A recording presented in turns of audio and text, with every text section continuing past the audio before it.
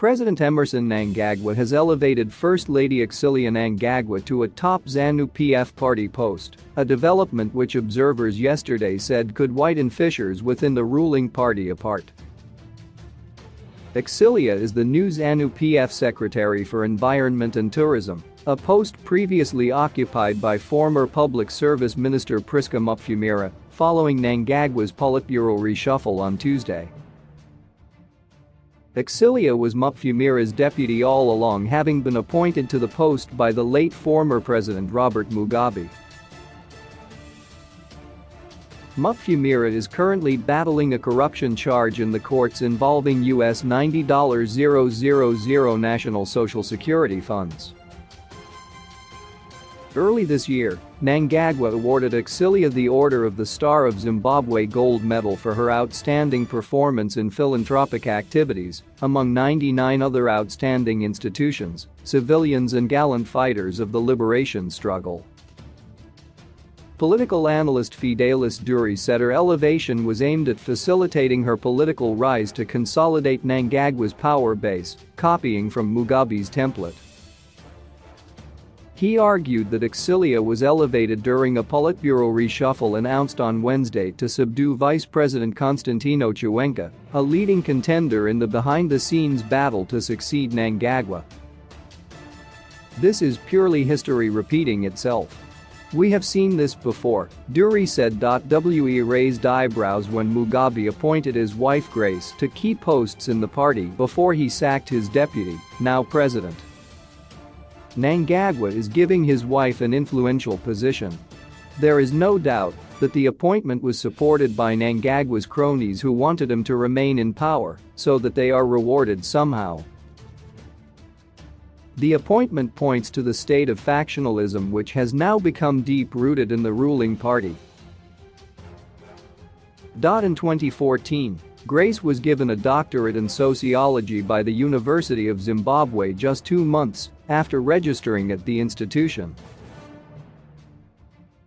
Once a quiet figure known for her shopping and charity work, she became more high-profile in ZANU-PF as the head of the Women's League and was instrumental in the ousting of several potential successors to her husband. Another political analyst Rashwiat Mukundu concurred, saying the politburo reshuffle and new appointments were aimed at disrupting plots by his rivals within the party.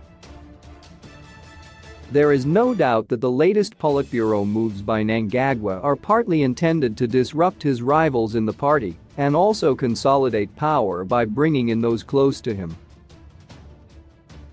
Roping in the wife, who we have no history in terms of her ranking in the party, is a clear indication of a man wanting sympathy and support and seeking to neutralize his opponents.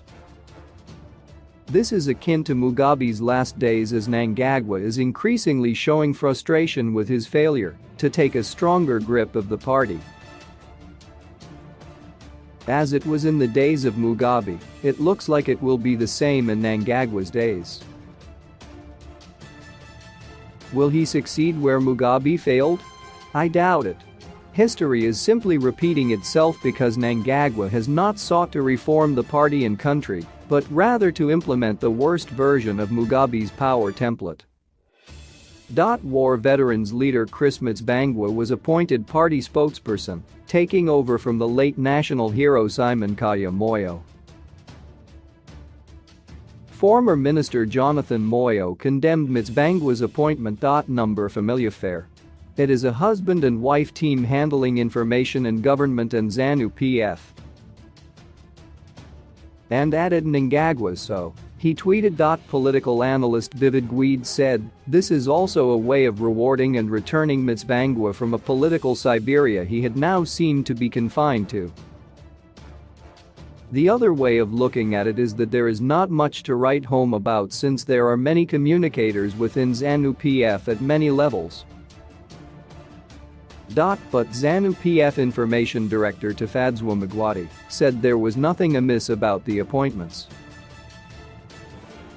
The appointing authority is an astute leader, and he has no desire whatsoever to create a family dynasty, and it should be noted with no ambiguity that Mnangagwa does not by any means belong to the Mnangagwa family.